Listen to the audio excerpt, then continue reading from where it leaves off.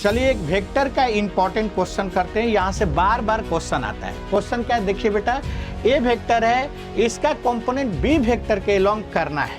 तो चलिए first of all A vector लिख लेते हैं। ए वेक्टर और ये बी वेक्टर किसके अलोंग करना है भाई? बी वेक्टर के अलोंग। तो उसके यूनिट वेक्टर से बेटा डॉट प्रोडक्ट करा देना है। ये मैग्नीट्यूड आ गया। अगर वेक्टर फॉर्म में इसको लिखना चाहते हैं तो इसको अगेन यूनिट वेक्टर से डॉट प्रोडक्ट करा दीजिए। तो आइए हम लोग करते हैं। ए वेक्टर क्या है? 2i कैप प्लस जे कैप, और बी वेक्टर क्या है बेटा? i cap minus J cap. लेकिन आपका यूनिट वेक्टर के रूप में लिखना है, इसलिए इसकी मैग्नीट्यूड से डिवाइड कर दिए।